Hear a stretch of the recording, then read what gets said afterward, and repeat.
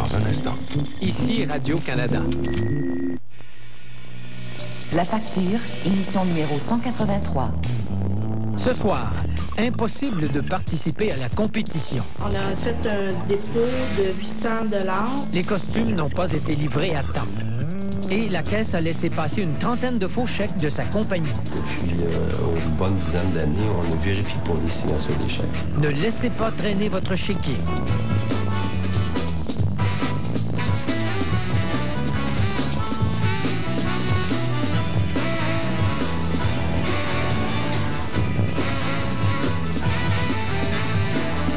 Bonsoir. L'automne prochain, c'est à Montréal qu'aura lieu le match de la Coupe Grey.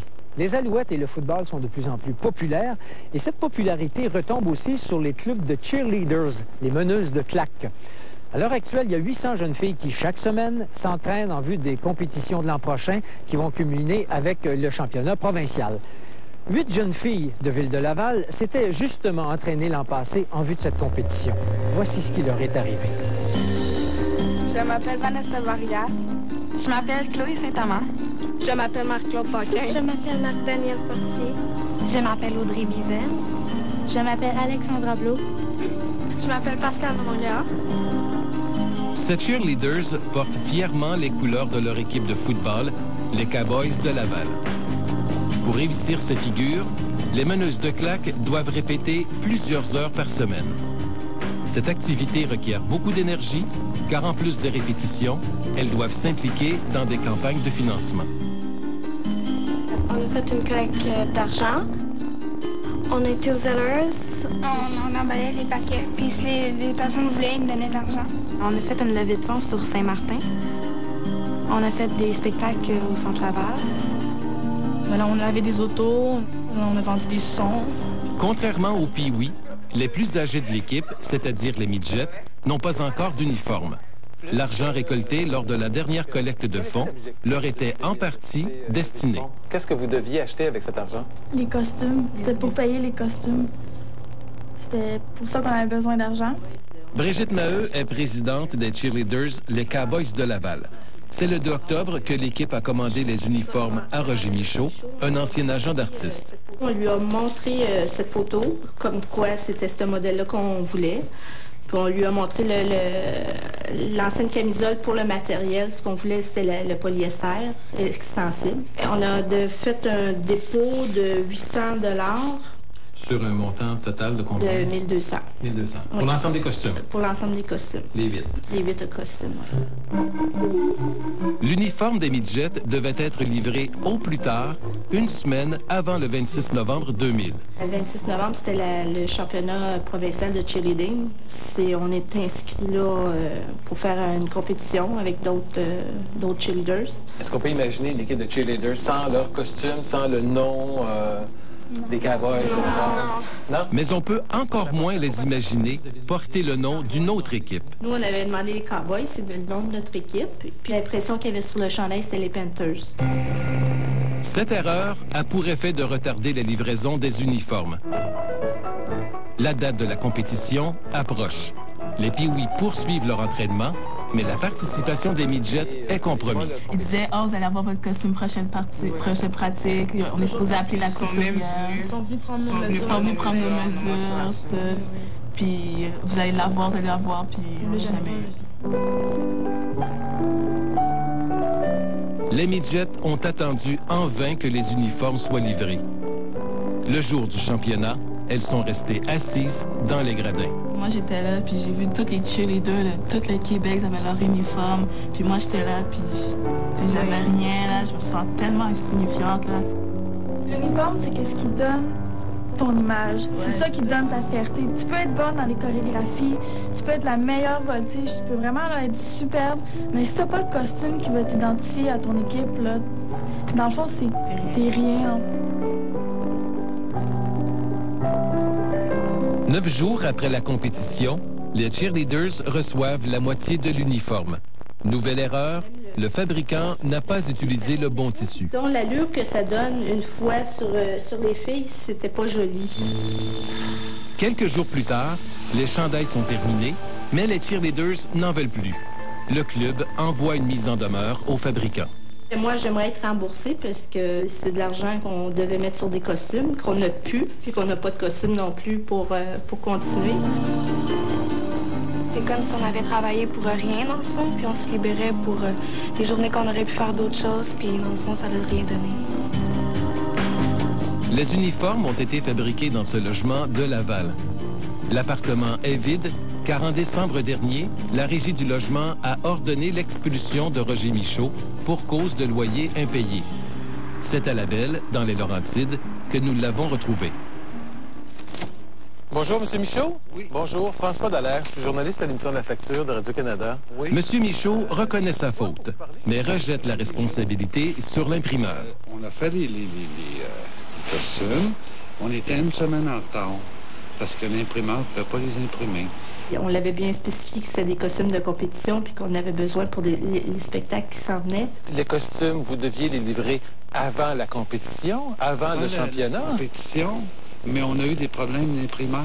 S'il ne respecte pas la date de livraison, qui est entendue entre les parties, il s'expose à la résiliation du contrat. Qu'est-ce que c'est? C'est une annulation des effets du contrat. Vous n'avez pas respecté les éléments de votre contrat. Je n'ai pas à respecter mes éléments, moi, association, c'est de vous payer.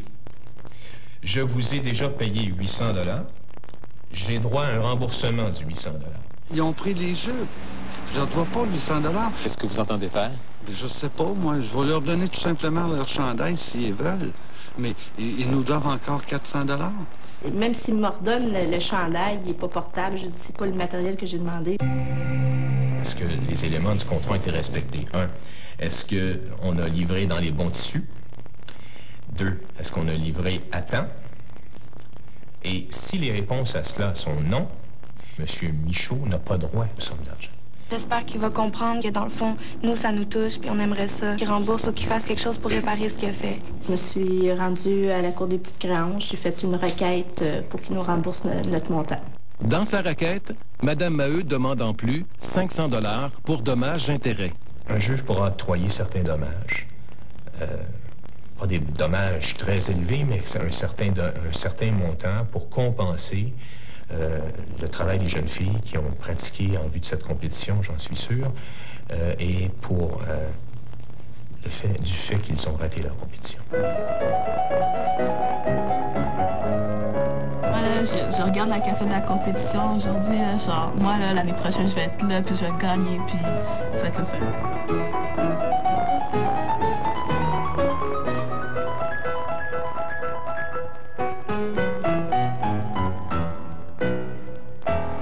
Entre les Cowboys de Laval et M. Michaud, il y avait un contrat verbal. Mais qu'il soit écrit ou verbal, le contrat doit être respecté par les deux parties. Le problème du contrat verbal, c'est d'arriver à le faire admettre en preuve devant un tribunal.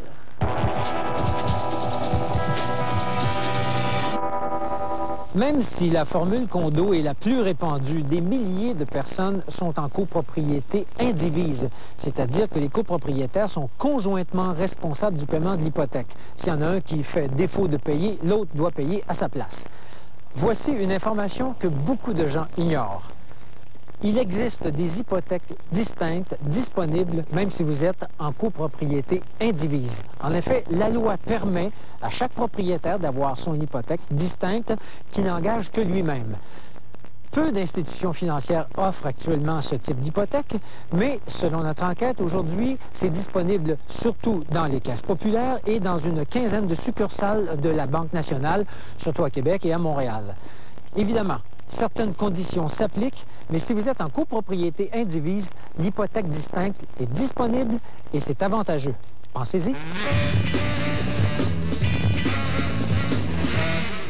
Voici le jeu questionnaire. Si vous bénéficiez du régime public d'assurance médicaments, c'est votre pharmacien qui s'occupe du remboursement. Mais si vous bénéficiez d'une assurance privée ou collective, de combien de temps disposez-vous pour réclamer le remboursement d'un médicament après la date d'émission de son ordonnance? 3 mois, 6 mois, 12 mois. La réponse après la pause. Ce sous-titrage vous est présenté par les fonds d'investissement BMO, offerts à la Banque de Montréal. c'est la grande vente à 1 cent chez Meubles en Vrac. Ajoutez 1 cent et obtenez un second article. Exemple, mobilier de cuisine en bois, 659,95. Ajoutez 1 cent et obtenez ce fauteuil avec tabouret. Mobilier de chambre, noir ou naturel, 569,95. Ajoutez 1 cent et vous repartez avec un matelas 39 pouces. Achetez cette causeuse à 389,95. Ajoutez 1 cent et vous repartez avec une seconde causeuse. Oui, c'est la grande vente à 1 cent chez Meubles en Vrac, Saint-Romuald et Trois-Rivières. Enfin de l'aide pour vous libérer de vos tâches ménagères et du grand ménage. Gens de Victoriaville, Nicolet, Plessisville, Bécancour et Drummondville, quel que soit votre âge ou votre condition, faites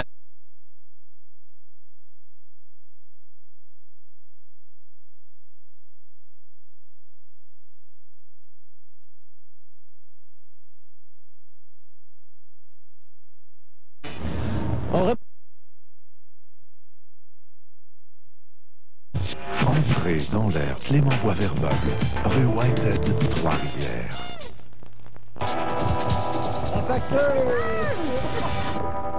Voici la réponse. D'après le Code civil, vous avez jusqu'à 12 mois après son émission pour réclamer le remboursement d'une ordonnance de médicaments à votre compagnie d'assurance. On reproche souvent aux compagnies d'assurance d'être juges et parties, mais les normes imposées par une compagnie, ça se discute. Après tout, c'est nous les clients. À ce sujet, voici la question que nous a adressée Mme Pagé de Saint-Jérôme. Monsieur Boujon, je me suis fait voler mes bijoux et la compagnie d'assurance me demande de les acheter à la bijouterie de leur choix. Est-ce que je suis obligée de les acheter à cet endroit? Madame Pagé, votre assureur vous demande d'acheter vos bijoux chez le bijoutier de son choix parce qu'il y a sans doute négocié de bons prix. Mais si vous tenez à acheter vos bijoux chez votre bijoutier, voici ce que vous pouvez faire. Vous demandez à votre assureur de vous dédommager selon le prix que vous auriez payé chez son bijoutier et ensuite vous prenez l'argent et vous allez chez votre bijoutier. Évidemment, vous aurez peut-être à assumer la différence de prix entre les deux. Mais quoi qu'il en soit, votre assureur vous demandera de lui montrer la facture de vos nouveaux bijoux. Dans le monde des transactions bancaires, une signature, c'est sacré. C'est une preuve de votre identité. Et la confiance entre une institution financière et son client repose sur la reconnaissance et le respect de cette signature. Alors, lorsque vous faites un chèque, vous vous attendez à ce que votre banque ou votre caisse populaire le vérifie avant de l'honorer. Mais attention, il faut également que vous, comme client, vérifiez si de temps à autre, il n'y a pas un faux chèque qui aurait été accepté par votre banque ou votre caisse. Régent Gosselin de Montréal faisait justement une confiance un peu trop aveugle à sa caisse populaire. Hugues remplissait le chèque au complet, marquait son nom, signait mon nom, et puis allait déposer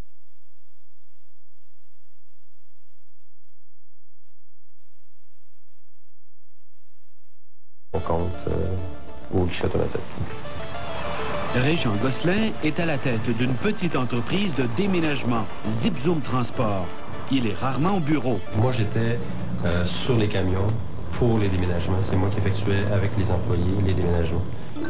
Celui qui avait la responsabilité du bureau, c'est Hugues Bonneau. Lui, à ce moment-là, pendant tout ce temps-là, il se passait des chèques là, régulièrement. J'ai pas vu ça passer. Pendant 3 mois, Hugues Bonneau faisait des chèques à son nom et contrefaisait la signature de Régent Gosselin. Une signature grossièrement imitée qui ressemble peu à celle de Régent Gosselin, mais qui lui a quand même permis d'encaisser une trentaine de faux chèques. Sur quelle fréquence il faisait ça? À peu près aux 2 jours. Pour des montants de combien à combien? Ça jouait entre 100 et je pense que ça va jusqu'à 500 $ du chèque. Pour 8 800 $. 8 864 $ en 3 mois. Pendant toute cette période, le patron de Zip Zoom Transport avait du mal à payer ses factures. On soit un peu tête, ça pouvait se comprendre. Jusqu'à un temps où, à un moment donné, je ne sortais jamais de ce gouffre-là. Fait que je suis allé chez mon comptable chercher les retours de chèques des 3 derniers mois. Je ne croyais pas, parce que quand j'allais chercher la pile de chèques, j'ai vu son nom partout. Je me sens complètement trahi. Là. Régent Gosselin dépose une plainte pour fraude à la police de Montréal. Puis, il se rend à sa caisse populaire Saint-Jean-Berckmans pour comprendre comment une trentaine de faux chèques ont pu être encaissés. Il rencontre alors le directeur de la succursale. M. Lapointe m'a tout simplement dit qu'il n'y avait aucune part de responsabilité là-dedans. Et ce que le directeur ajoute est surprenant. Il me dit, M. Gosselin, depuis une bonne dizaine d'années, on ne vérifie pas les signatures des chèques. Tout ça ne serait pas arrivé si il y avait un contrôle des chèques, des signatures de chèques. Je veux dire, au premier chèque, on m'aurait avisé, il y en aurait peut-être eu 2, 3, on aurait bouclé le problème. Oui. Mais ça a pris 3 mois. Ça a pris 3 mois. Régent Gosselin considère que la Caisse devrait lui rembourser les 8 864 $ de faux chèques. Mais le directeur Lapointe lui confirme par écrit que la Caisse n'a aucune responsabilité dans ce dossier. Régent Gosselin demande au conseil d'administration de sa Caisse de se pencher sur son cas.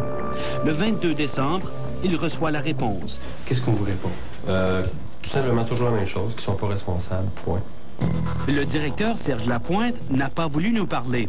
Mais à la Confédération des caisses des jardins, on nous informe qu'il y a une politique de dédommagement pour les clients victimes de faux chèques. Et dès qu'un faux chèque est signalé à la caisse, il y a des mécanismes qui s'enclenchent, évidemment. Là, ils vont faire un examen de la situation et s'il s'avère effectivement que le chèque est faux, la personne, le membre sera dédommagé automatiquement. Il est tout à fait normal que vous ne soyez pas pénalisé quand vous êtes victime d'une fraude. Les banques aussi doivent dédommager les clients victimes de faux chèques en vertu de la loi sur les lettres de change. Selon Maître Robichaud, spécialiste en droit bancaire, cette obligation découle des articles 48 et 130 de la loi. Si une institution financière paie un chèque qui comporte une fausse signature du client, elle n'aurait pas dû payer ce chèque et le client est en droit d'en demander le remboursement à son institution financière. Mais ce dédommagement n'est pas automatique. Il faut que le client ait prévenu son institution financière de la fraude dans un délai raisonnable. Chez Desjardins, le délai est de 30 jours.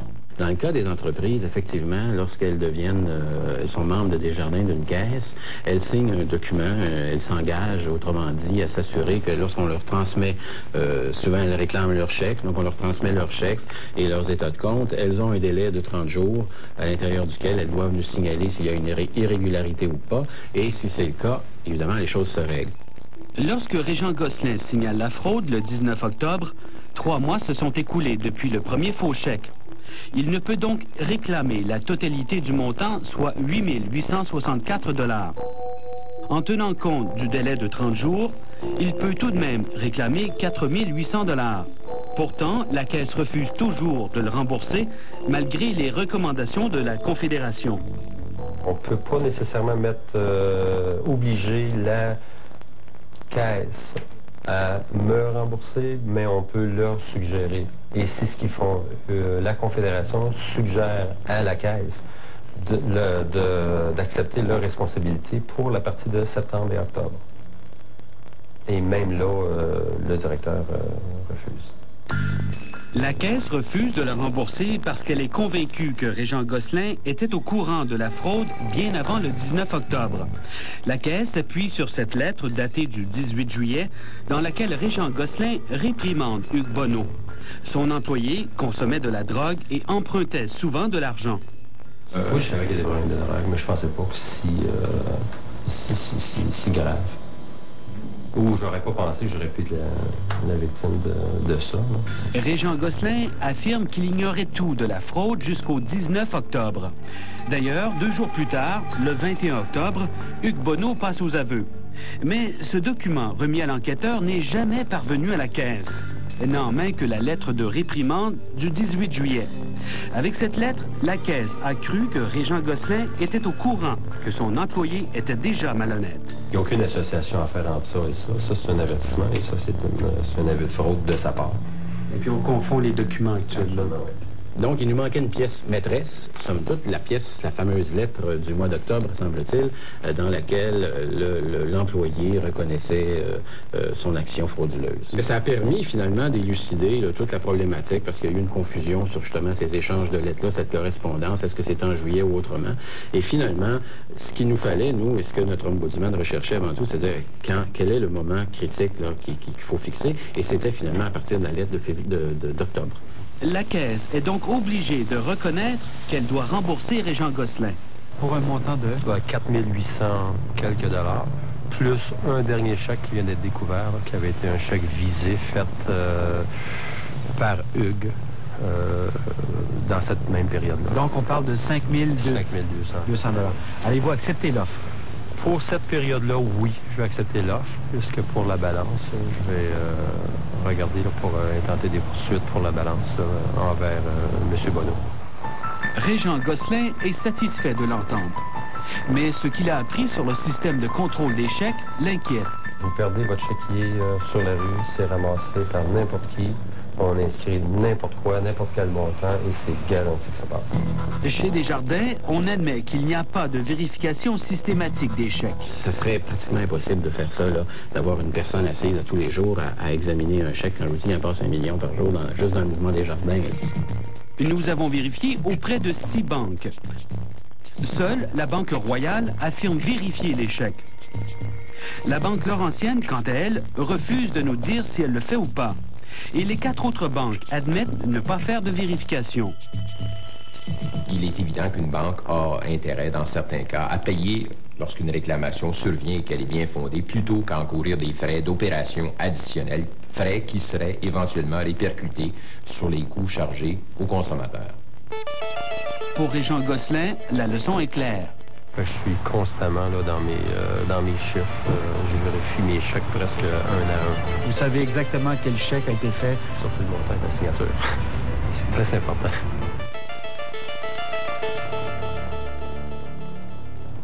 Qu'il s'agisse d'un compte de compagnie ou d'un compte personnel, rappelez-vous qu'il y a des délais pour rapporter une irrégularité.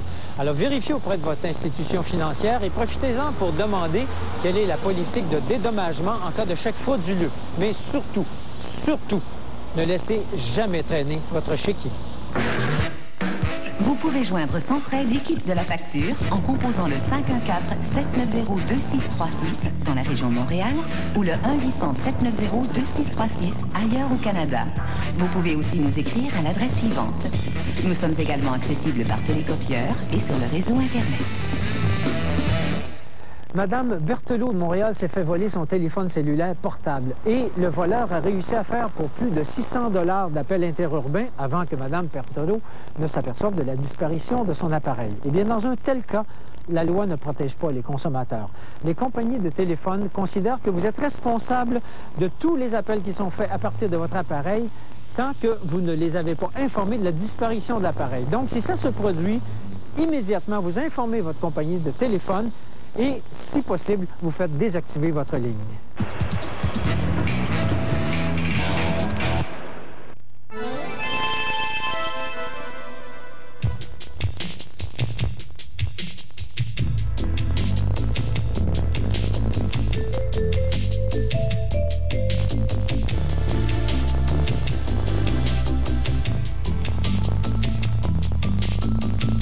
Biomédic.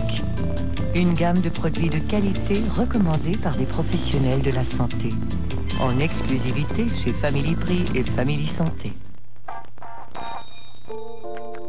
Êtes-vous déjà entré chez Meubles Désirés?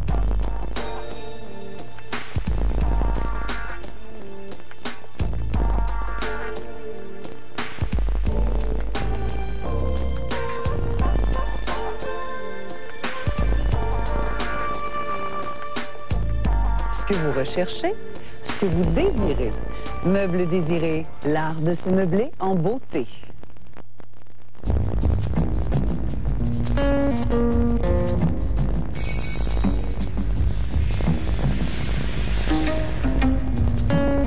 À la capitale, Assurance Générale, vous pourriez profiter gratuitement de l'assistance routière.